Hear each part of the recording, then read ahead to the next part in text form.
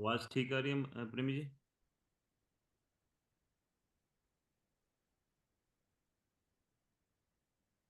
मनोज जी, मेरी आवाज आ रही है? आपकी आपकी आवाज स्लो आ रही है प्रेमी जी। ओम ब्रह्म सत्यम सर्वधार। अभी सर्वाधार कैसी जी। है? जी जी, सर्वाधार जी। ओम ब्रह्म सत्यम सर्वधार। आज का विचार, दास महाराज जी की दी हुई बुद्धि, महाराज जी की प्रेरणा से, महाराज जी के ही दिए हुए विचार और महाराज जी को ही अंग संग जानकर आप नारायण रूप संगत के चरणों में देने का प्रयास करेगा। आज दास महाराज जी की पुस्तक समता नीति में से जो महाराज ने भिक्षु नीति हम सब के लिए लिखी गई है, वो दास पहले चारों श्रेणी के भिक्षु जो महाराज ने लिपिबद्ध किए हैं वो आपके चरणों में पढ़ेंगे। उसके बाद जो गुरु आज्ञा से उसके ऊपर विचार आएगा वो आपके चरणों में रखा जाएगा। महाराज कह रहे हैं, ये एक छोटा सा पत्र है जो दिनांक 9/3/1953 को महाराज जी ने लिखा।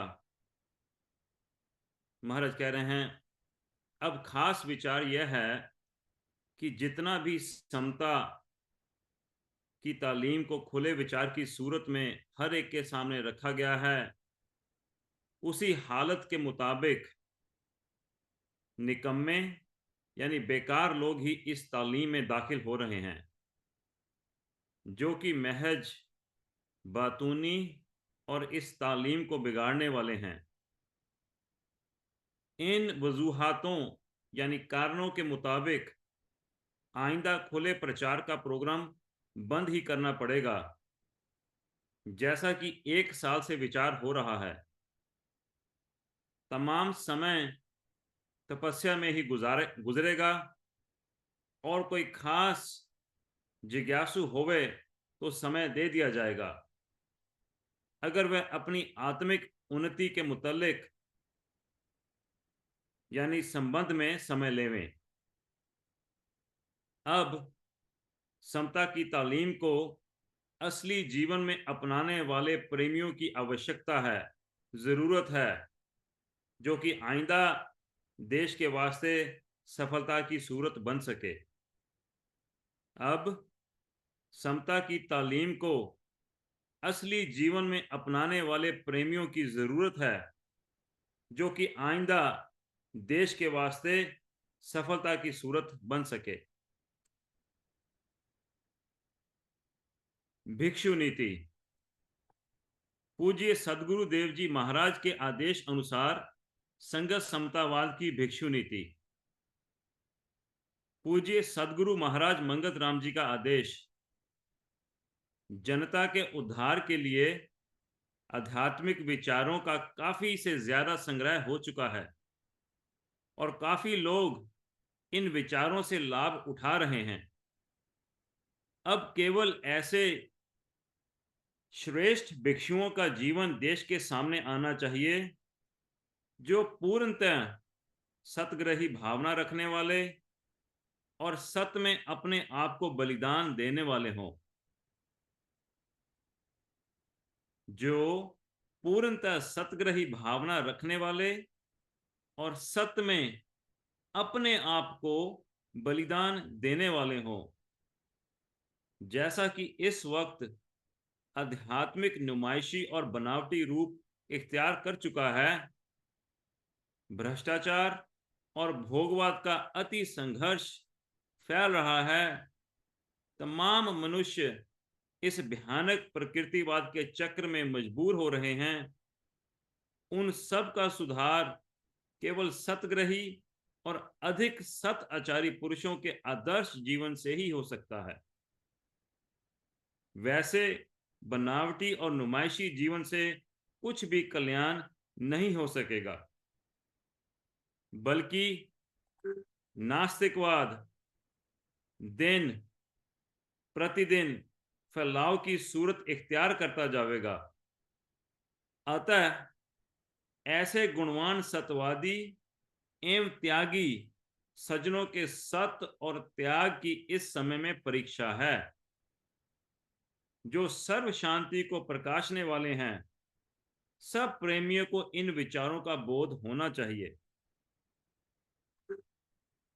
अतः ऐसे गुणवान सत्यवादी एवं त्यागी सज्जनों के सत्य और त्याग की इस समय में परीक्षा है, जो सर्व शांति को प्रकाशने वाले हैं। सब प्रेमियों को इन विचारों का बोध होना चाहिए। समतावाद का फैलाव तभी हो सकता है जब ऐसे सही भिक्षु समता को अपनाने वाले प्रकट होवें और अपने क्रियात्मक जीवन द्वारा दूसरों के ममता के अंधकार को दूर करें। समतावाद का फैलाव तभी हो सकता है जब ऐसे सही भिक्षु समता को अपनाने वाले प्रकट होवें और अपने क्रियात्मक जीवन द्वारा दूसरों के ममता के अंधकार को दूर करें। शिक्षा भी ऐसी हो जिससे बच्चों को उच्च आचरण और समता का बोध होवे। समतावादी भिक्षुओं के आचार संबंधी नियम और उपनियम। पूज्य श्री सद्गुरुदेव महाराज के आदेशानुसार समता की तालीम विचारधारा को फैलाने के लिए और संगत में आदर्श जीवन पेश करने के लिए संघ समतावाद निम्नलिखित भिक्षु निर्माण नीति स्थापित करती है। इस नीति के अनुसार ही भिक्षु आइंदा निर्माण किए जाएंगे। भिक्षुओं की श्रेणी। प्रथम श्रेणी। इस श्रेणी में दो प्रकार के भिक्षु होंगे। पहली गृहस्थी, दूसरी विरक्ति। इनके गुण इस प्रकार होंगे। समता के 5 मुख्य। पहला गुण, समता के 5 मुख्य साधनों सादगी, सत्य, सेवा, सत्संग और सत्सेवन को दृढ़ता पूर्वक अपनाने वाले होवें, जिसका जीवन सदाचारी होवे और जो दुराचारी आदतों से पूरा पूरा परहेज रखने वाला होवे, जैसे सिनेमा, थिएटर, रास, शतरंज, ताश, चौपड़ जुआ, नाजायज मुनाफाखोरी व सूदखोरी तथा रिश्वतखोरी इत्यादि। इसके अलावा तमोगुनी आहार जैसे शराब, मांस, तंबाकू आदि से परहेज करने वाला होवे, जो श्रद्धा सहित सत्संग में आकर तन मन धन से नित्य ही सेवा में प्रवीण रहने वाला होवे, जो हर समय सेवा कार्यों में निष्काम और निर्माण भाव को धारण करने वाला होवे, जो सब कुछ ईश्वर आज्ञा में देखने वाला होवे, जो निश्चित रूप से अपने समय और आमदनी का 10वां या अधिक भाग सत्य कार्यों में लगाने वाला होवे, जो पूज्य सतगुरुदेव महाराज जी की आज्ञा अनुसार नियमित सत्य सिमरन का अभ्यास करने वाला होवे, जो कुछ समय के लिए एकांतवास का स्वभाव बनाने वाला होवे, जो निष्पक्ष होकर रहे और किसी की चुगली निंदा ना करने और ना सुनने वाला होवे। इस श्रेणी के विरक्त भिक्षु में केवल इतना ही अंतर रहेगा कि वह गृहस्थ को छोड़कर संघ समतावाद द्वारा स्थापित आश्रमों में निवास करे और आश्रमों को नियमों का दृढ़तापूर्ण पालन करने वाला होवे। दूसरी श्रेणी के भिक्षु के गुण। ऊपर लिखित श्रेणी का भिक्षु जैसे जैसे प्रगति करता जावे, वैसे वह दूसरी श्रेणी का अधिकारी होगा। उसमें प्रथम श्रेणी वाले भिक्षु के गुणों के अलावा निम्नलिखित गुण भी होंगे। पहला गुण, तुच्छ से तुच्छ सेवा को स्वीकार करने और उसको चाव और शौक से पूरा करने एवं निष्काम भाव को रखकर आश्रमों की देखभाल और आश्रमों में आए हुए प्रेमियों की पूछताछ और उनकी सेवा करने वाला होवे। दूसरा गुण, जो गुरु वचनों में दृढ़ विश्वास धारण करके गुरु मार्ग में दृढ़ता पूर्वक चलने वाला होवे। जो निर्माण भाव धारण करके अपने अवगुणों का विचार करता हुआ उनको दूर करने का यत्न करने वाला होवे। चौथा गुण, जो भोजन केवल सादा और दिन में एक ही बार करे और सादा लिबास केवल शरीर को ढकने के लिए ही रखने वाला होवे और हजामत 15 दिन के पश्चात ही करने वाला होवे। पांचवा गुण, वर्ष में कम से कम 1 महीना एकांतवास करे और अधिक समय सिमरन अभ्यास में ही व्यतीत करने वाला होवे। इस श्रेणी का विरक्त साधक गृहस्थियों के घरों में ना ठहरकर केवल सत्संगों के लिए ही आबादी में जाने वाला होवे। सातवां, हर एक जीव मात्र से प्रेम करने वाला और किसी को दुख देने की भावना अपने अंदर ना रखने वाला होवे। कोई दिखलावे वाली रचना ना बनकर समता की तालीम को मन वचन और कर्म द्वारा अपनाने वाला होवे। नौवां गुण, इस श्रेणी का विरक्त भिक्षु अपनी सेवा आप करने वाला होवे और महिलाओं से किसी प्रकार की सेवा ना करवाने और ना लेने वाला होवे। तीसरी श्रेणी के भिक्षु के गुण, पूर्व लिखित गुणों वाले भिक्षु निष्काम सेवा को अपनाते हुए सत सिमरन में जैसे जैसे अधिक रुचि बढ़ाता जावे और सत मार्ग पर प्रगति करता जावे, वह भिक्षु इस श्रेणी का अधिकारी होगा।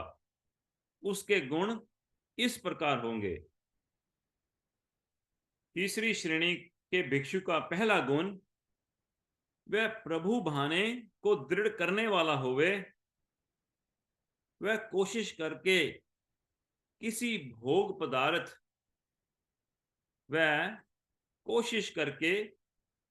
भोग पदार्थ को प्राप्त नहीं करेगा। प्रारब्ध कर्म अनुसार ईश्वर आज्ञा से जो कुछ प्राप्त होवे उस जरूरत के मुताबिक ग्रहण करेगा और बाकी सब बांटने वाला होवे और एक पैसा भी अपने पास न रखने वाला होवे। अधिक से अधिक समय संगत सेवा में और सिमरन में बिताने वाला होवे। वह 40 दिन से लेकर 80 दिन तक का एकांत में ठहरने का अलग प्रोग्राम बनाए और इस प्रोग्राम में अधिकतर फाकाकशी या सूक्ष्म आहार पर रहने वाला होवे। पांचवा गुण, अति क्षमावान रहने वाला होवे। अति क्षमावान रहने वाला होवे। अंतिम श्रेणी, चतुर्थ श्रेणी के भिक्षु के गुण, जो भिक्षु ऊपर लिखित गुणों में प्रवीण रहेगा और सत सिमरन में अधिक परिपक्वता धारण कर लेगा, वह संसार में अधिक उदास रहने लग जाएगा। यहां तक कि उसको अपने शरीर को पालने का फिक्र भी नहीं रहेगा और ना ही उसकी संसारी संबंधों से कोई लगाव रह सकेगा। हर वक्त अभ्यास में लीन रहना चाहेगा। ऐसा करते हुए उसकी मन और बुद्धि ध्यान अवस्था में लीन हो जाएगी और अंतर में मालिक की मौज में रहने लगेगा। ऐसा साधक भिक्षु इस श्रेणी का अधिकारी होगा। उसके अंदर आप से आप यह गुण प्रकट हो जाएंगे। ईश्वर आज्ञा में अति दृढ़ हो जाएगा और हर्ष शोक में उसकी वृत्ति सम हो जाएगी। उसका कोई मर जाए तो शोक नहीं होगा और पैदा हो जाए तो हर्ष नहीं होगा। दूसरा गुण, बुद्धि समभाव में स्थित हो जाएगी। सब संसार के मनुष्य मात्र को एक समान समझने लगेगा और सभी के प्रति एक जैसा भाव रखेगा। बिना यत्न के जो कुछ प्राप्त हो जावे उसी में संतोषवान रहेगा। चौथा गुण, ऐसी अवस्था में मोह की कड़ी टूट जाती है। संसार की किसी वस्तु के साथ मोह नहीं रहेगा। पांचवा गुण, साल में काफी समय एकांतवास में रहेगा और बाकी समय संगत में भ्रमण करके व्यतीत करेगा और सत विचारों द्वारा संगत की सेवा करके समता सिद्धांत का प्रचार अपने आदर्श असली जीवन द्वारा करेगा। संगत की बुनियादी नीति मुतलका तंजीम व प्रचार की रहबरी व नियंत्रण इस अवस्था में भिक्षुओं द्वारा उनकी देखरेख में होगी। सातवां गुण, ऐसी अवस्था वाला भिक्षु ही जिज्ञासुओं को सत्य मार्ग में चलाने वाला होगा। ऐसी अवस्था वाला भिक्षु ही जिज्ञासुओं को सत्य मार्ग में चलाने वाला होगा। जैसा त्याग, वैराग और अनुराग जिज्ञासुओं के अंदर देखेगा, उसके अनुसार ही उसको सत्य शिक्षा और सार बात समझाता जाएगा। परंतु अपने आप को गुरु न कहकर सारी आयु सेवा के मार्ग में रहेगा। परंतु अपने आप को गुरु न कहकर सारी आयु सेवा के मार्ग में रहेगा, क्योंकि गुरु बनकर सेवा करवाना जहर सरीखा है और मान मद में फंसकर अपनी तबाही आप कर लेगा। ऐसी अवस्था वाला भिक्षु ही जिज्ञासुओं को सत्य मार्ग में चलाने वाला होगा। जैसा त्याग, वैराग और अनुराग जिज्ञासुओं के अंदर देखेगा और उसके अनुसार ही सत्य शिक्षा और सार बात समझाता जाएगा, परंतु अपने आप को गुरु ना कहकर सारी आयु सेवा के मार्ग में रहेगा, क्योंकि गुरु बनकर सेवा करवाना जहर सरीखा है और मान मद में फंसकर अपनी तबाही आप कर लेगा। ओम ब्रह्म सत्यम सर्वाधार। दास ने ये भिक्षु नीति की जो 4 श्रेणियां हैं उसको अभी पढ़ा और दास अपना आकलन करना चाहता है कि मेरा अंतिम समय तक का प्रोग्राम महाराज ने लिखकर मुझे दे दिया गया है और ये आईना मुझे खुद को दिखलाना है कि मेरे गुरु की मुझसे क्या अपेक्षा है और मेरा कैसा जीवन चल रहा है। कितनी मनमानियां कर ली, कितना जिद्दी स्वभाव कर लिया, क्या कुछ जिंदगी में खाकर नहीं देखा, क्या कुछ कहां कहां घूमकर नहीं देखा, क्या क्या कुछ पहनकर नहीं देखा। मन को तो शांति अभी भी नहीं हुई। तो कितनी विचारों को मैं सुन चुका हूं, कितने सत्संगों में जा चुका हूं। मन के कलह क्लेश खत्म होने को नहीं आते, मन में ईर्ष्या द्वेष खत्म होने को ही नहीं आता। हर समय उंगली बाहर की तरफ ही जाती है। तो पूज्य प्रेमियों, अगर मेरा आंकलन इन्हीं इशारों के इर्द गिर्द है, तो महाराज ने मेरा ताउम्र का प्रोग्राम पूरा, इससे पहले एक और किसी प्रेमी से महाराज का वार्तालाप है, जिसमें महाराज ने प्रेमी को समझाने की कोशिश की कि जो रिटायर्ड शुदा प्रेमी हैं वो भिक्षु बने, वो आगे आए। सत्संगशालाएं खाली पड़ी हैं, आश्रम इतने बड़े बड़े बन चुके हैं, विचारकों की झड़ी लगी हुई है, सत्संगों पे सत्संग होते जा रहे हैं, लेकिन सबके मन में फिर ये ख्याल आता है कि हमारी संगत नहीं बढ़ रही। पूज्य प्रेमियों, ये संगत मुझसे ही शुरू होती है और मुझ पर ही खत्म होती है। इन पूरी की पूरी 4 श्रेणी के भिक्षुओं में महाराज ने सिर्फ मुझे और सिर्फ मुझे ही ठीक करने के लिए कहा है।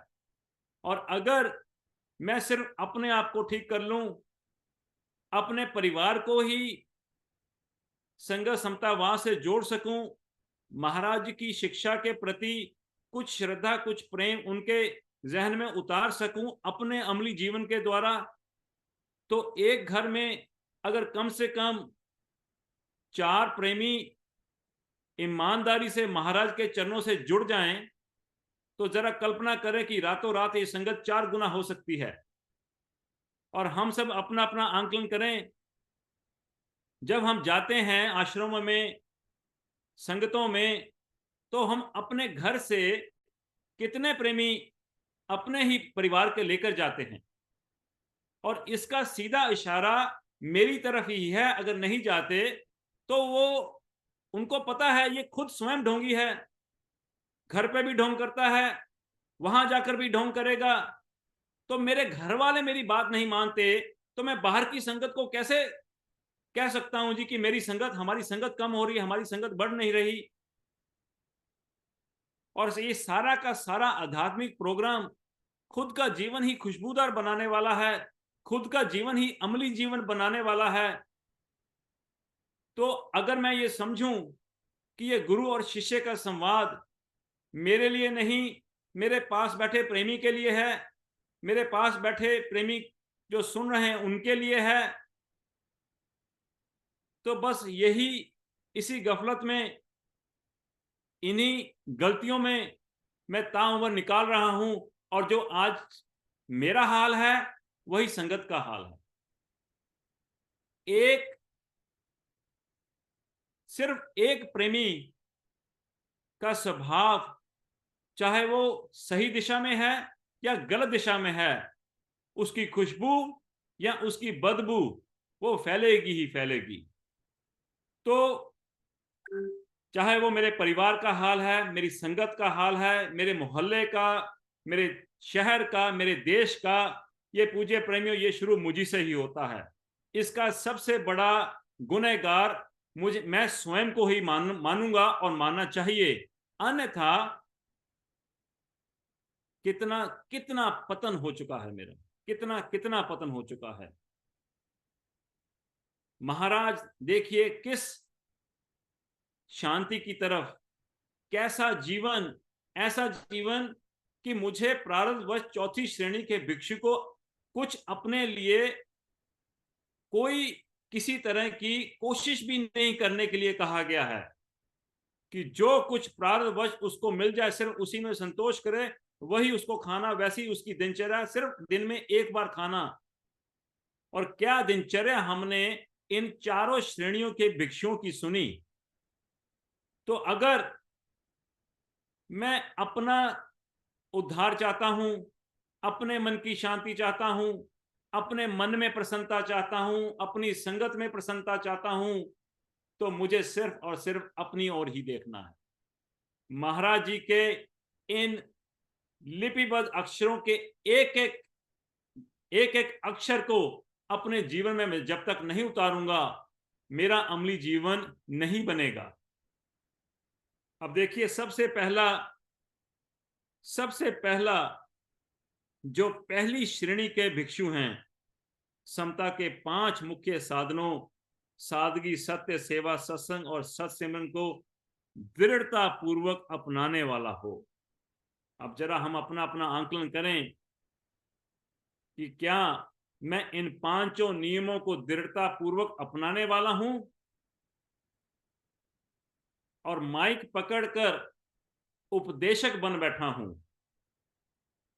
और उसके लिए भी महाराज जी की क्या हिदायत है, ग्रंथ श्री समता विलास में साफ साफ लिखा हुआ है कि मेरा यहां बैठना भी किसी पाप से कम नहीं, क्योंकि मेरा स्वयं का जीवन मलिन जीवन है, तमोगुनी जीवन है, रजोगुनी जीवन है, सतोगुनी जीवन से कोसों दूर हैं। तो अगर मैंने अपने जीवन का कुछ सुधार नहीं किया तो मैं किसी दूसरे को कैसे रोशनी दिखला सकता हूं। पूज्य प्रेमियों, जब तक सत्संग में आने का यथार्थ और यथार्थ सिर्फ केवल और केवल एक ही मार्ग उद्देश्य है कि मैं अपनी आध्यात्मिक, अपनी आंतरिक उन्नति करूं।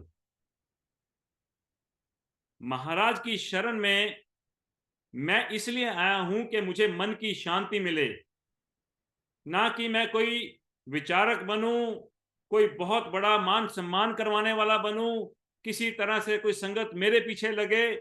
मेरा सिर्फ और सिर्फ एक ही उद्देश्य है, मैं अपना वो पहला दिन याद करूं जब मैं महाराज के श्री चरणों में संसार के धक्के खाकर किसी ना किसी डेड एंड मुझे मिला। उससे पहले तो मैं अपनी बहुत मनमानियां की, हर एक चीज मेरे वश में है।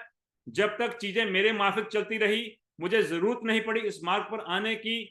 तो वो दिन याद करूं जब मेरी चलनी बंद हो जाती है, मेरी सब कोशिशें बंद हो जाती हैं और मैं उस समय महाराज के श्री चरणों में गिरा हूं कि महाराज मुझे आप अपनी शरण में लें। मैं जैसे आप कहेंगे मैं आपके कहे अनुसार अपना जीवन बनाऊंगा। और जब गुरु ने जरा सी सहायता की, जरा सा उस दुख से उभार दिया, और वैसे ही मेरे मन की जो जो पहले वाली स्थिति थी वही फिर वापस आ गई। तो पूज्य प्रेमियों, अगर मेरा आध्यात्मिक जीवन निरंतर नहीं बढ़ रहा, 4 फरवरी फिर आने को है, अमृतसर में हम सब फिर एक दूसरे से रूबरू होंगे। क्या बही खाता लेकर जाएंगे वहां पर?